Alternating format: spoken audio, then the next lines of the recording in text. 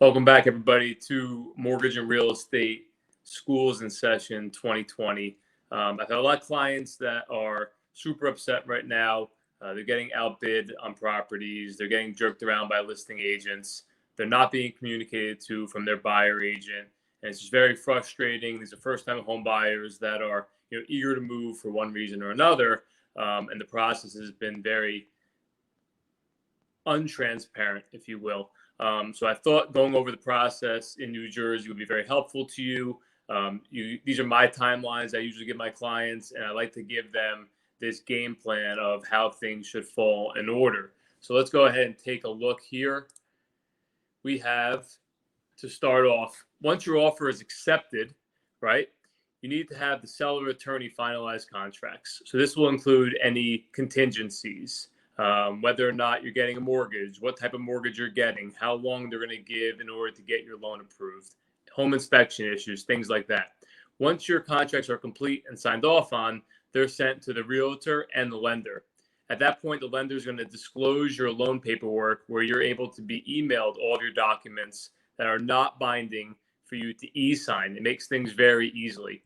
Once you e-sign the documents, that allows for the appraisal to be ordered from the appraisal management company. More oftentimes than not, you're going to be emailed an appraisal payment link, which you put your credit card information in and pay. The key is to pay that as soon as possible, so in that way you can get the appraisal conducted as soon as possible. Once that is paid for, the appraisal management company will schedule an appraiser to contact your realtor or the listing agent who is selling the property for access to the property. What's great about that is you do not have to be involved. You do not have to be involved in the appraisal or physically go there. Let the realtors handle it. And in the meantime, work on getting all of your paperwork into the loan processor. Tax returns, W-2s, pay stubs, bank statements, anything that you didn't submit your first round. Now, once the appraisal is received, usually within 5 to 7 calendar days from access to the property, your loan then is submitted into underwriting to obtain a commitment letter. The commitment letter, depending on what bank you use, takes anywhere from 24 hours, sometimes even up to 3 weeks with the bigger banks, which is super frustrating. So it's really important right now to deal with someone who knows what they're doing, that has full control over underwriting, that they care about you as a client and a name, not just a loan number. And that's where I see the biggest shortcoming in the market right now. A lot of people are going to big banks, and big banks are delayed 60, 90, even more days, which could potentially jeopardize your transaction. So from there, we have the ability to get the commitment issued. And once the commitment is issued, you're locked in, meaning your loan is approved. Now you have to lock in your interest rate. So I always recommend my clients locking in their interest rate after the commitment's issued, because that way you have a more assured timeline to close.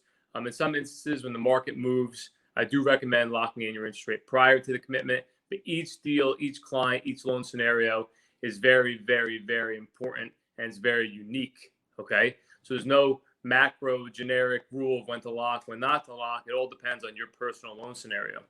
So once you get your commitment letter, it's very important to shore up your home insurance. I usually recommend paying your annual premium immediately and giving the insurance company an on or about closing date. What's nice is that you could always change this. It doesn't have to be specific to what you actually think you're closing. So if you think you're going to close October 1st, you could set the potential date for, say, September 30th, just to get ahead and make sure your insurance is, in place.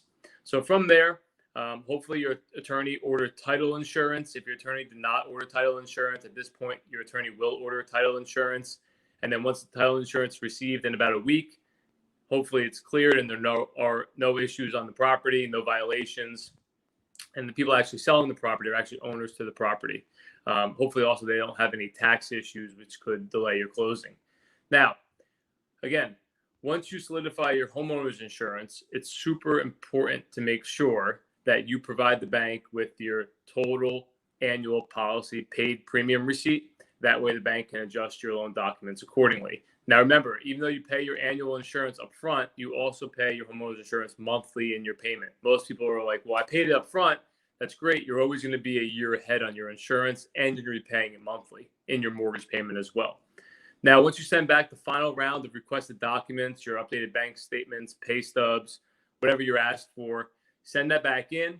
Now you get your clear to close. Once your loan is clear to close, all the attorneys, realtors, title company, everyone's alerted that the loan is cleared to close, and now the closing is scheduled.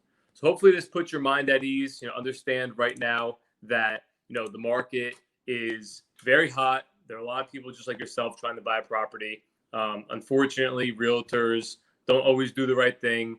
They were never taught proper communication skills. Unfortunately, they were never taught simple basic rules, just a common courtesy. Also, they're in a tough position because usually there's a seller or a seller's attorney, for example, that wants to always get a higher price or renegotiate or over negotiate. You have to know when to walk away. It's super important to know when to walk away. Obviously, prices are going to keep going up, from what I see based on the lack of supply and the over demand. So expect to pay more for a property than you probably want to pay. But what's really nice is hopefully you get locked into a super low rate, somewhere around 2.3 to 2.75% on a 30-year fixed rate. And again, deal with someone that has experience. Don't get suckered into going with an online mortgage company, especially an online mortgage company in this market that's out of state. You got to deal with somebody local, a local lending expert, and make sure you use a team that's worked together before. Can't stress that enough. In this market, time is the only thing that kills deals. So make sure you get your offer in, comply. You're going to feel crazy emotions. It's going to feel like a roller coaster, but just know that it's all going to be worth it in the end.